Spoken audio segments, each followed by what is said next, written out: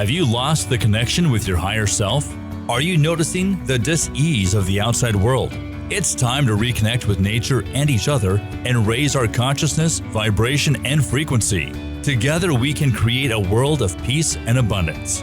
It's Spiritual Revolution Radio with your host, Dr. Will Miller. Hello and welcome to Spiritual Revolution Radio. I'm Dr. Will Miller with Life by Design Institute, and today I want to welcome Samantha Thompson to the show. Samantha's an author of Healing Chronic Pain. She's a speaker, a coach, and the creator of the True Healing Method. And in the True Healing Method, she teaches women with chronic pain and symptoms to master their brain, release pent-up emotional trauma, and connect to their divine intelligence. Samantha, welcome to the show. Thank you so much for having me, Will. This is amazing. I'm so happy to be here. Great. Well, we're excited to have you, and we have lots to talk about today, so I'm just going to kind of get right into it with you. If you just kind of tell us about maybe your healing journey, a little bit about the events that led up to the development of the True Healing Method and how you got that started and why. Yeah, absolutely. So it's the Truth Healing Method, just so I'm clear about that. Okay. That's good. okay. And so my journey started about 5 to 6 years ago. I was in college at the time, my second year of college, and all of a sudden I just had terrible chronic pain, terrible anxiety. I was getting sick all of the time with sinus infections. Just my body was really out of whack. And I went to doctors, and of course the first thing that is part of that treatment is changing your diet, right? So I went completely vegan, and that was part of my journey. It helped a lot with the inflammation. It helped a lot with the mucus buildup in my body. But throughout the years, I still had the chronic pain. I still was recommended to go to physical therapy, chiropractic, acupuncture, and I love all of those methods of healing, but it just wasn't working for me. And what I discovered is that it's because we are 4 layers of a being. So we are physical, mental, emotional, and spiritual beings all simultaneously. So I was only addressing the physical layer through these healing methods, and it just wasn't working. It wasn't healing the root causes of the pain, which for me were emotional trauma held in my nervous system and in my brain, as well as terrible looping of thinking patterns that were creating more pain in my body on a neuroscience level. So that's what I teach now. That's what I've helped heal myself with, and that's what I help. That's the method I use to help the women that I work with heal as well. So as you went through this, and I think a lot of people are stuck with chronic pain, and they live with it every day. You know, I broke my neck a few years ago, and it seems like every morning it takes a while for that. You know, my neck, I always wake up with it hurting. You know, it's just never quite right. So why exclusively women? Why is that? So yeah, of course. So initially, I was working with women. I don't only work with women. I mostly gear it towards women because the statistics show that more women suffer with chronic pain and autoimmune diseases, and they receive less help in Western medicine than males. So that's just pure statistics, and that's why I geared it towards women. But the methodology works for any human because we all have the same physical, mental, emotional, spiritual technology within us. Okay, that's great. I agree. So Totally. it does work for everyone. It's not really, but you gear what you teach and how you teach to women who really do tend to stay quieter. I think it's not that they probably can't seek the help, but I think they do stay quieter about just living with a little bit of pain, and it's to them they're taught that's normal. It's part of their conditioning. I think a little bit. Would you agree? Totally. There's so much conditioning around it, especially with the mystery symptoms and autoimmune conditions as well, where there's not really a set explanation. The programming within women is that you're crazy or you're being over dramatic or whatever that is. And that wasn't an experience that I've had, but some clients that I've worked with have had that experience. So what do you think then, this process of healing chronic pain? I mean, in looking at your website and doing a little research on you before we talk today, you talk about, and you just said it, you talk about these 4 layers, right, of who we truly are. Tell us about those 4 layers and tell us kind of what that process you go through is, if you would. Totally. So since they're all interconnected, there's no like you heal this layer and then this layer and then this layer, right? You have to work with all 4 simultaneously because they're all affecting one another. So for example, when working with the physical layer, what I teach is we're just removing, innately we're perfectly healed beings. So the reason we have any sort of symptoms or suffering is we interfere with our perfection somehow. So physically, how we would interfere with our perfect divine health would be with maybe sugar or caffeine or things that disturb our nervous system, because it's our nervous system that's determining if we're healing or not. And that's a central column of nerves throughout the body attached to the brain, in case anyone doesn't know. So that would be the physical layer. The mental layer would be thought patterns. So I thought I was stuck with pain forever. And when I've studied neuroscience quite a bit from a couple different doctors, and especially around chronic pain, when you think that the pain will never end, those areas in your brain actually begin to grow and create stronger connections. And then pain can actually grow. So my pain started in my neck and it grew down my entire right side of my body into my hip because my brain was growing those neural connections. Right. Yeah, so we grow the neural connections, which release the chemicals in our body, which causes that pain and really an addiction to the pain because we keep looking for those connections, right? Exactly. And it's a neutral experience. It's just the way the brain works. But what people don't realize is we have the power to change it and to stop the neural connections and grow new ones towards healing. Yeah.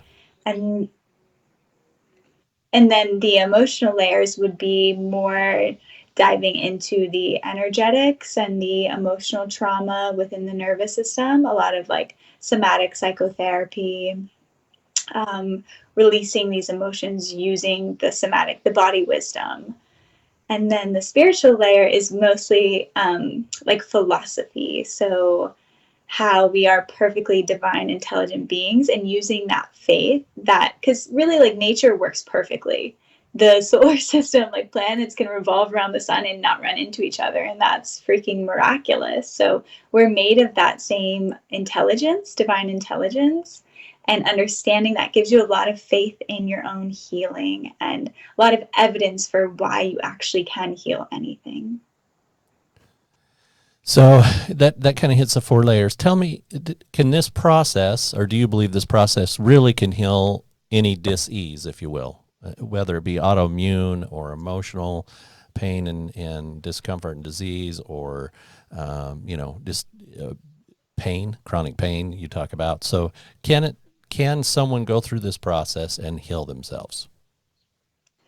I can only speak to what I've experienced and what people I've worked with have experienced, because this is like a fine line, right? People that I have worked with have received benefits in healing. I have many people who have fully healed their conditions, but not everyone, right? Because this can be a long process. It took us years to gather these symptoms and to build up these layers. Right. So it took me a full year to have full relief, right? But that was with strong dedication and showing up every single day. So it's really, I believe, it's everyone's personal journey, totally. And definitely there is relief, right? At the base level, there is relief. And at the greatest level, there is full healing. And I've experienced that with many people so far. So you have someone, I mean, people are out there living with their conditioning, right? We're all conditioned to think differently and feel differently and believe different things. And we take whatever book we've been taught off the shelf and then we make it our belief and we carry that with us right through life. So people think there's a problem, but really what is the problem versus the real problem? Kind of touch on that for me, if you would, just a minute, and I'll add my 2 cents too. Yeah, I'd love to hear your perspective on this. So personally, I think the problem that people think they have is mostly just physical things. So they say, this happened to me, so that's why I have this pain, or my posture is bad, and that's why I have this pain. And those things just simply, sometimes it has to do with the physical, right? But likely if it's having to do with the physical, it also is intertwined with all the other layers. So that's what I think they think the problem is. Most people think it's a physical problem. They need to try a new detox. They need to try a new diet. But really what they need to be doing, in my opinion, is the emotional, spiritual, and mental work. And the physical stuff tends to fall into place. I agree. And I look at it this way, there's a law of cause and effect, right, in our life.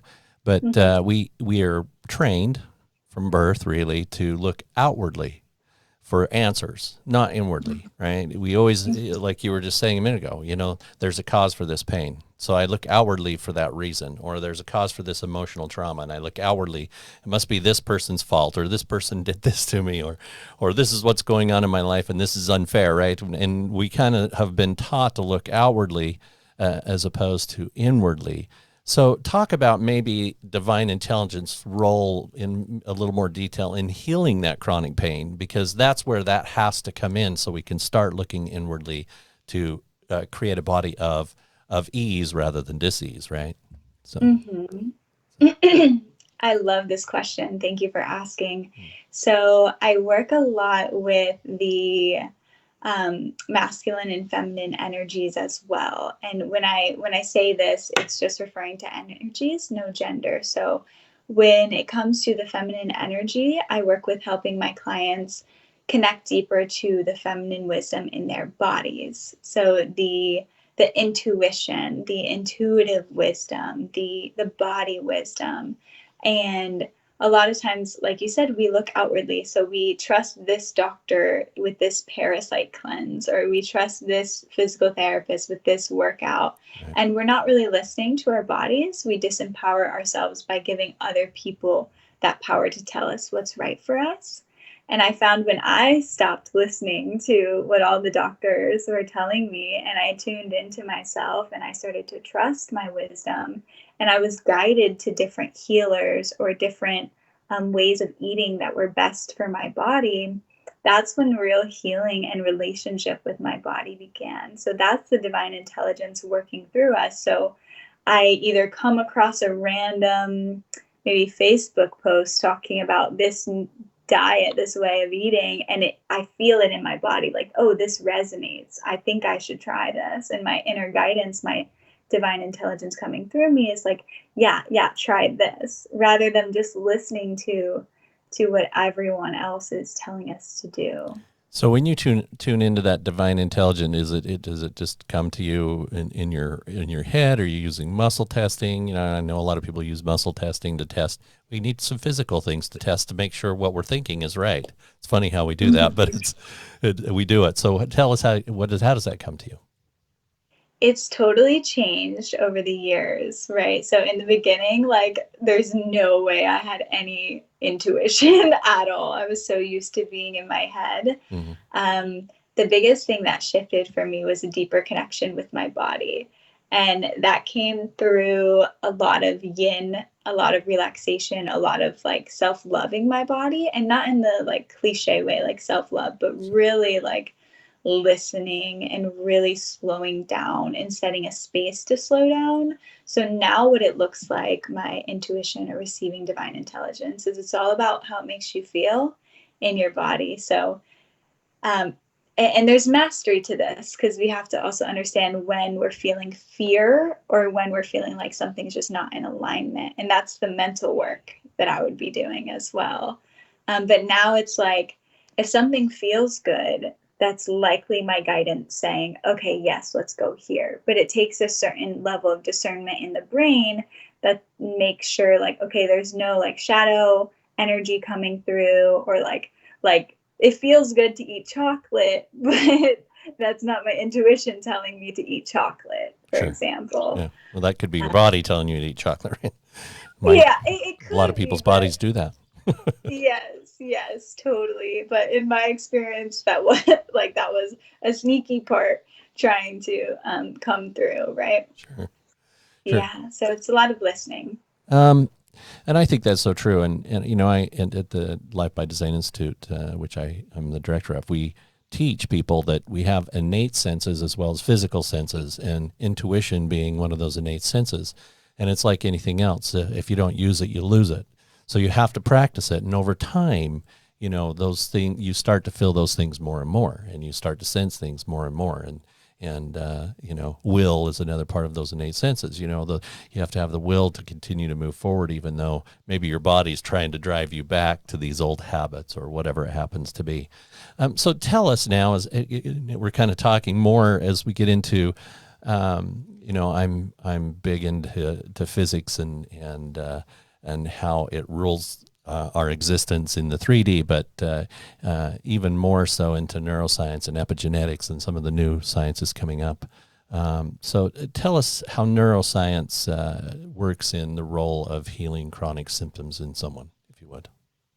Totally. I love what you said about the different senses. That's amazing that you work with those.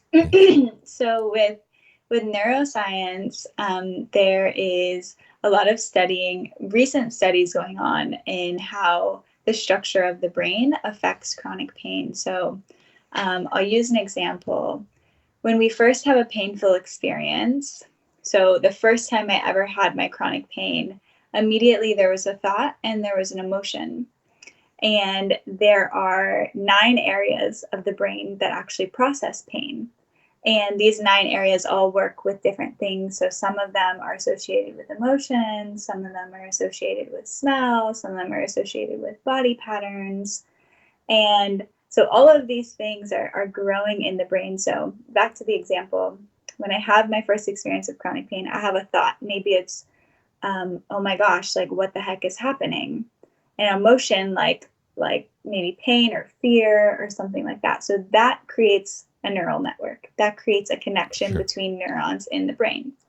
And then the second time I have that pain, I'll create the same neural network, right? Or maybe this time instead of fear, I experience sadness. So you're strengthening and you're growing neural networks in the brain, and it's actually taking over more space in the brain in those 9 areas. So if it's taking over more of the emotional area, you actually have less neural networks to go towards emotional processing and more going towards pain. So not only is chronic pain like affecting the body, but it's affecting the brain in a way that takes energy, takes resources in the brain from other areas of your life. Sure. It can make you disconnected in relationships, less emotional empathy. And it's quite sad because that was my experience, but we can retrain just like we trained them that way. We can retrain neural connections the other way towards healing, towards connection, towards love. And they have proven scientifically that we can create new neural networks. They can be created over time, and they take practice. You know, you're talking about how we all create a neural connection for everything we think and feel. 95% of us wake up every morning thinking the same thoughts and then feeling the same way as we did the exact same before. And I tell everybody that is doing that, you wake up, you think, you feel, you wake up the next day, you think, you feel, and it's the same thing. And now we've created this pattern, but we're living really in our past by doing that. Because I'm thinking and feeling the same thing I was yesterday and the day before and the day before and the day before. And the only way you can change that is through these practices you're talking about, and putting them into place and changing those neural networks within your mind, creating a different neural peptide that goes into the body that creates a different feeling, and then with practice, it takes time. It doesn't happen overnight, right? Exactly. And when I initially begin working with someone around chronic pain or chronic symptoms, the first thing I make clear is that it takes faith and it takes repetition to really change this pattern. But what else is worth like a healthy ease-filled body is the most valuable thing on the planet, I believe. So really, like, it does take repetition, it does take time, but geez, is it worth it? Yeah, I mean, it's hard to grow and create if you're worried about being in pain the whole time and you're unhealthy. You can't create. You know, it's that cause and effect thing going on again in our lives, and we can't create. So. Yeah, I love that you brought that up, because something I've been exploring and adding to my practice recently is this creative energy and focusing, like shifting the focus and the attention away from the pain and not towards no pain, but towards the exact opposite, which would be creative flow, right, energy, creation. And I love that you brought that up, because the creative energy is actually what really heals us and makes us show up for it. Like, my business, my purpose made me show up for my own work so that I can show up for others. And it's that creative energy that fully healed me finally. So we're starting to run a little low on time, and I really want to get to your book, Healing Chronic Pain. Tell us about the book just a little bit in a couple of minutes, and how people can find it and a copy of it and get it and those kinds of things. Totally. So it is an electronic book, so you can get it online. It is the first critical step in healing, right? All of this stuff is so deep and interconnected and intimate. So there's no way I could put all of this work into a free resource like this. So I wanted to gear it towards like what people can first do alone, the first steps. And the first steps that I presented, I'm sure most people are already doing the physical work around chronic pain, like most doctors teach. So I wanted to give them the next layer, which is the mental layer. So it goes into how to make a new decision around your healing and how to like start actually changing the neural pathways in your brain so that you can open yourself up to expansive resources of actually healing. So you can give yourself the permission to actually heal. And whether that is working alone with your own intuition, working with me, or working with another healer, it takes this first critical step in order to even open you up to the possibility. Otherwise, we go into a chiropractic session already thinking we're not going to heal. So the body listens to our thoughts and it doesn't let us heal. Right. Yeah. So the way you can find that is I work very intimately. So you can find me on Facebook at facebook.com/truth.healing. Again, that's truth with a TH at the end. And just DM me and I'll give you the link for the free resource. And I just love to connect and hear about anyone's journey. So just a quick note, make sure you go to our Facebook page, Truth. Say that one more time so we know. And it's with TH.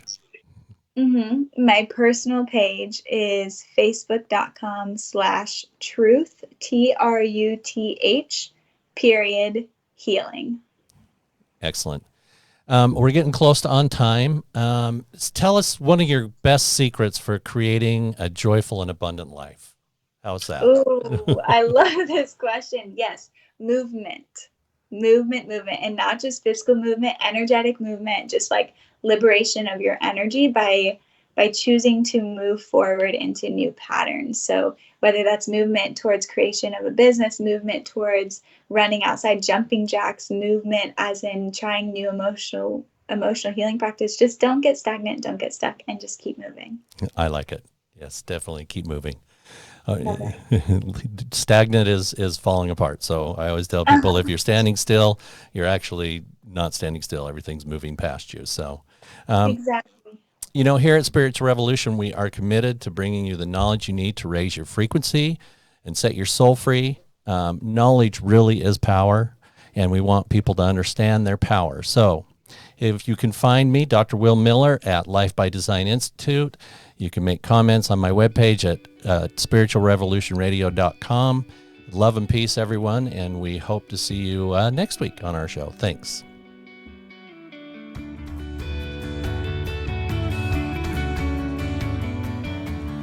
This has been Spiritual Revolution Radio with Dr. Will Miller. For more information or to be a guest, please visit lifebydesign.institute. Join us next week for another edition of Spiritual Revolution Radio with your host, Dr. Will Miller.